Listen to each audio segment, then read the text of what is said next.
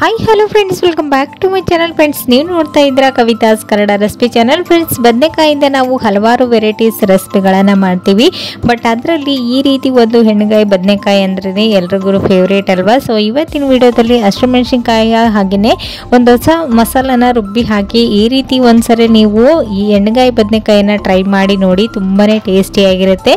So ಇದನ್ನು ಒಂದ್ಸಲ ತಿಂದವರು ಪದೇ ಪದೇ ಇದೇ ಬೇಕು ಅಂತೇಳಿ ಹೇಳಿ ಮಾಡಿಸ್ಕೊಂಡು ತಿಂತಾರೆ, ಅಷ್ಟು ಟೇಸ್ಟಿಯಾಗಿರುತ್ತೆ. ಸೊ ಫ್ರೆಂಡ್ಸ್, ಬನ್ನಿ ಹಾಗಾದರೆ ಇನ್ಯಾಕೆ ತಡ ಮಾಡ್ದೇನೆ ಈ ಒಂದು ರೆಸಿಪಿನ ಯಾವ ರೀತಿ ಮಾಡೋದು, ಇದಕ್ಕೆ ಏನೆಲ್ಲ ಇಂಗ್ರೀಡಿಯೆಂಟ್ಸ್ ಬೇಕಂತೇಳಿ ನೋಡ್ಕೊಂಡು ಬರೋಣ. ಓಕೆನಾ?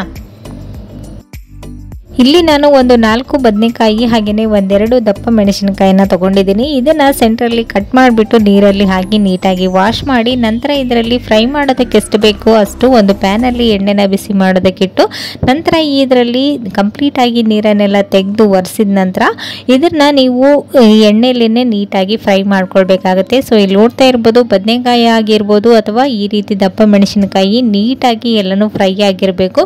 ಆವಾಗನೇ ಈ ಒಂದು ಗ್ರೇವಿ ತುಂಬಾ ಟೇಸ್ಟಿಯಾಗಿ ಬರುತ್ತೆ. ಸೊ ಇವಾಗ ಈ ರೀತಿ ಸ್ಮೂತ್ ಆಗಿ ಫ್ರೈ ಆದ ನಂತರ ಇದನ್ನ ನಾವು ಒಂದು ಪ್ಲೇಟ್ಗೆ ತೆಗೆದು ಇಟ್ಕೊಳ್ಬೇಕಾಗತ್ತೆ. ಸೊ ಇಲ್ಲಿ ನೋಡ್ತಾ ಇರ್ಬೋದು ಎಷ್ಟು ಕಲರ್ಫುಲ್ ಆಗಿ ಕಾಣಿಸ್ತಾ ಇದೆ ಅಂತ, ಒಂದೊಳ್ಳೆ ಘಮ ಬರ್ತಾ ಇರುತ್ತೆ, ಹಾಗೇನೆ ಇದರ ಹೊಂಬಣ್ಣ ಕೂಡ ಚೇಂಜ್ ಆಗಿರುತ್ತೆ. ಓಕೆನಾ? ಸೊ ಇವಾಗ ಇದಕ್ಕೆ ಬೇಕಾದಂತ ಒಂದು ಮಸಾಲಾನ ರೆಡಿ ಮಾಡ್ಕೊಳ್ಳೋಣ. ಇವಾಗ ಅದರಲ್ಲಿ ಪ್ಯಾನಲ್ಲಿರುವಂತಹ ಎಣ್ಣೆನ ಸಪ್ರೇಟ್ ಮಾಡಿಕೊಂಡು ಕೇವಲ 2 ಟೇಬಲ್ ಸ್ಪೂನ್ ಅಷ್ಟು ಎಣ್ಣೆನ ಹಾಕೊಂಡಿದ್ದೀನಿ. ನಂತರ ಇದರಲ್ಲಿ ಸ್ವಲ್ಪ ಮಸಾಲಾನ ಹಾಕ್ತಾ ಇದ್ದೀನಿ. 2 ಟೇಬಲ್ ಸ್ಪೂನ್ ಅಷ್ಟು ಧನಿಯಾ ಕಾಳು, 1 ಟೇಬಲ್ ಸ್ಪೂನ್ ಅಷ್ಟು ಜೀರಿಗೆ, ಒಂದು ಸ್ವಲ್ಪ ಚಕ್ಕೆ ಹಾಗೂ ಒಂದು 4-5 ಹೆಸರುಗಳಷ್ಟು ಬೆಳ್ಳುಳ್ಳಿನ ಸಿಪ್ಪೆ ಬಿಡಿಸಿ ಸೇರಿಸ್ಕೊಂಡಿದ್ದೀನಿ. ಇವೆಲ್ಲವೂ ಚೆನ್ನಾಗಿ ಫ್ರೈ ಆದ ನಂತರ ಇದರಲ್ಲಿ ಒಂದು ಅರ್ಧ ಹೋಳಷ್ಟು ಕೊಬ್ಬರಿನ ನೀಟಾಗಿ ಇದನ್ನ ಕಟ್ ಮಾಡಿಬಿಟ್ಟು ವಾಶ್ ಮಾಡಿಕೊಂಡು ಸೇರಿಸ್ಕೊಳ್ತಾ ಇದ್ದೀನಿ. ಕೊಬ್ಬರಿ ಕೂಡ ಅಷ್ಟೇನೆ ನೀಟಾಗಿ ಒಂದ್ಸರಿ ಫ್ರೈ ಮಾಡ್ಕೊಂಡ್ಬಿಡಿ.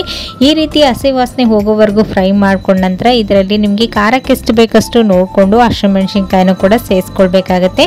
ಇದರಲ್ಲಿ ನೀವು ಚಿಲ್ಲಿ ಪೌಡರ್ಗಿಂತ ಈ ರೀತಿ ಹಸಿಮೆಣಸಿನಕಾಯಿನ ರುಬ್ಬಿ ಹಾಕೋದ್ರಿಂದ ಇದಕ್ಕೆ ಒಂದೊಳ್ಳೆ ಟೇಸ್ಟ್ ಇರುತ್ತೆ. ಸೊ ಇವಾಗ ಇಲ್ಲಿ ನೋಡ್ತಾ ಇದ್ರೆ ಹಸಿಮೆಣಸಿನಕಾಯಿನ ಕೂಡ ಸೇರಿಸ್ಕೊಂಡು ಇದನ್ನ ನೀಟಾಗಿ ಹೊಂಬಣ್ಣ ಬರೋವರೆಗೂ ಫ್ರೈ ಮಾಡ್ಕೊಳ್ಬೇಕು. ಸೊ ಇವಾಗ ಇದಕ್ಕೆ ಲಾಸ್ಟಲ್ಲಿ ಒಂದು ಸ್ವಲ್ಪ ಕೊತ್ತಂಬರಿ ಸೊಪ್ಪು ಹಾಗೇನೆ ಕರಿಬೇವು ಸೊಪ್ಪನ್ನು ಕೂಡ ಹಾಕೊಂಡು ಇದನ್ನು ಕೂಡ ಅಷ್ಟೇನೆ ನೀಟಾಗಿ ಫ್ರೈ ಮಾಡ್ಕೊಳ್ಬೇಕು. ಸೊ ಲಾಸ್ಟಲ್ಲಿ ಇದಕ್ಕೆ ಒಂದು ಸ್ವಲ್ಪ 2 ಟೇಬಲ್ ಸ್ಪೂನ್ ಅಷ್ಟು ಎಳ್ಳು ಹಾಗೇನೆ 1-2 ಟೇಬಲ್ ಸ್ಪೂನ್ ಅಷ್ಟು ಶೇಂಗಾನ ಕೂಡ ಹಾಕೊಂಡು ಅದನ್ನು ಕೂಡ ಅಷ್ಟೇನೆ ಒಂದು ಸ್ವಲ್ಪ ಹಸಿ ವಾಸನೆ ಹೋಗೋವರೆಗೂ ಫ್ರೈ ಮಾಡ್ಕೊಂಡ್ಬಿಡಿ.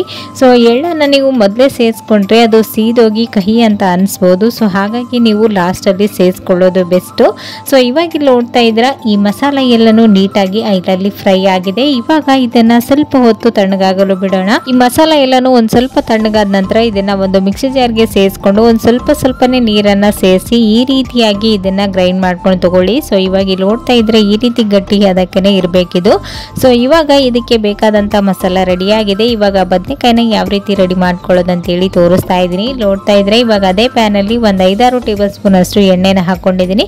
ಎಣ್ಣೆ ಸ್ವಲ್ಪ ಬಿಸಿ ಆದ ನಂತರ ಇದರಲ್ಲಿ ಚಕ್ಕೆ ಮಸಾಲೆ ಎಲ್ಲನೂ ಸೇರಿಸ್ಕೊಂಡು ನೀಟಾಗಿ ಹೊಂಬಣ್ಣ ಬರೋವರೆಗೂ ಫ್ರೈ ಮಾಡ್ಕೊಳ್ಬೇಕು. ಸೊ ಇದೆಲ್ಲವೂ ನೀಟಾಗಿ ಫ್ರೈ ಆದ ನಂತರ ಇದರಲ್ಲಿ 2 ಈರುಳ್ಳಿನ ಈ ರೀತಿಯಾಗಿ ಉದ್ದುದ್ದಾಗಿ ಕಟ್ ಮಾಡಿ ಸೇರಿಸ್ಕೊಂಡಿದ್ದೀನಿ. ಈರುಳ್ಳಿ ಕೂಡ ಅಷ್ಟೇನೆ ಇದರಲ್ಲಿರ್ತಕ್ಕಂಥ ಹಸಿ ವಾಸನೆ ಎಲ್ಲನೂ ಹೋಗೋವರೆಗೂ ನೀಟಾಗಿ ಫ್ರೈ ಮಾಡ್ಕೊಳ್ಳಿ. ಸೊ ಇವಾಗ ಇದೆಲ್ಲವೂ ಫ್ರೈ ಆದ ನಂತರ ನಾವು ಮೊದಲಿಗೆ ರುಬ್ಕೊಂಡು ಇಟ್ಕೊಂಡಿದ್ವಲ್ವಾ, ಈ ಮಸಾಲ ಪೇಸ್ಟನ್ನು ಹಾಕಿ ಐಲಲ್ಲಿನೇ ಈ ಮಸಾಲ ಎಲ್ಲನೂ ನೀಟಾಗಿ ಕುಕ್ ಆಗೋವರೆಗೂ ಇದನ್ನ ಮಿಕ್ಸ್ ಮಾಡ್ಕೊಳ್ತಾನೆ ಈ ರೀತಿ ಫ್ರೈ ಮಾಡ್ಕೊಳ್ಬೇಕು.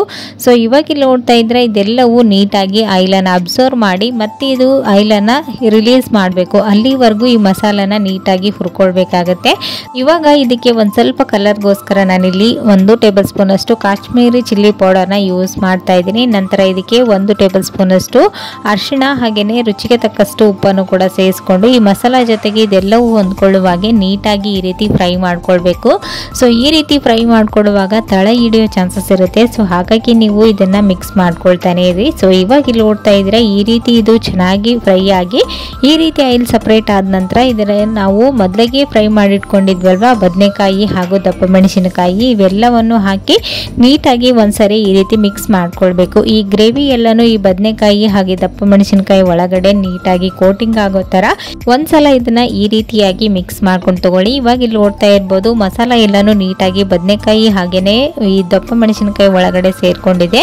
ಸೊ ಇವಾಗ ಇದಕ್ಕೆ ನಾವು ಕುದಿಯಲು ಎಷ್ಟು ನೀರು ಬೇಕು ನೋಡಿಕೊಂಡು ನೀವು ಫಸ್ಟ್ ಇದಕ್ಕೆ ಒಂದು ಅರ್ಧ ನಿಂಬೆ ಹಣ್ಣು ಗಾತ್ರದಷ್ಟು ಹುಣಸೆ ಹಣ್ಣನ್ನು ನೆನೆ ಹಾಕಿಟ್ಟಿದ್ದೆ. ಸೊ ಇವಾಗ ಇದಕ್ಕೆ ನಾವು ಹುಣಸೆ ಹಣ್ಣಿನ ರಸನ ಸೇರಿಸ್ಕೊಳ್ತಾ ಇದ್ದೀನಿ.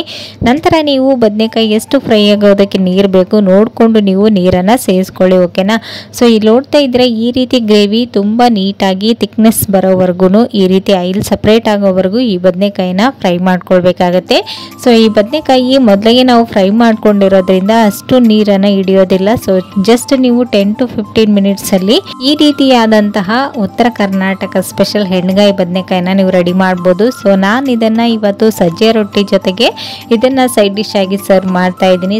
ರೊಟ್ಟಿ ಜೊತೆಗೆ ಈ ಎಣ್ಣೆಗಾಯಿ ಬದನೆಕಾಯಿ ತುಂಬಾ ಟೇಸ್ಟಿಯಾಗಿರುತ್ತೆ. ಒಂದು ರೊಟ್ಟಿ ತಿನ್ನೋರು 4 ರೊಟ್ಟಿ ತಿಂತಾರೆ, ಅಷ್ಟು ಟೇಸ್ಟಿಯಾಗಿರುತ್ತೆ. ಸೊ ಇಲ್ಲಿ ನೋಡ್ತಾ ಇರ್ಬೋದು ಇವಾಗ 10 ಮಿನಿಟ್ಸ್ ಆಗಿದೆ, ನೀರು ಕೂಡ ಎಲ್ಲನೂ ಕಡಿಮೆ ಆಗಿದೆ. ಸೊ ಈ ರೀತಿ ಗ್ರೇವಿ ಥಿಕ್ನೆಸ್ಗೆ ಬರುವ ಹಾಗೆ ಇದನ್ನು ಕುದಿಸ್ಕೊಂಡು ತಗೊಳ್ಳಿ. ಸೊ ಸ್ವಲ್ಪ ತಣ್ಣಗಾದ ನಂತರ ಇದಕ್ಕೆ ಒಂದು ಸ್ವಲ್ಪ ಕೊತ್ತಂಬರಿ ಸೊಪ್ಪು ಹಾಗೆಯೇ ಒಂದು ಸ್ವಲ್ಪ ಬೇಕಂದರೆ ನೀವು ನಿಂಬೆಹಣ್ಣಿನ ರಸನೂ ಕೂಡ ಹಾಕ್ಕೊಳ್ಬೋದು. ನಿಂಬೆಹಣ್ಣಿನ ರಸ ಒಬ್ರೊಬ್ರಿಗೆ ಇಷ್ಟ ಆಗುತ್ತೆ, ಒಬ್ರೊಬ್ರಿಗೆ ಇಷ್ಟ ಆಗಲ್ಲ. ಸೊ ಇಷ್ಟ ಆದರೆ ಹಾಕ್ಕೊಳ್ಬೋದು, ಟೇಸ್ಟ್ ಇನ್ನೂ ಡಿಫ್ರೆಂಟ್ ಆಗಿರುತ್ತೆ.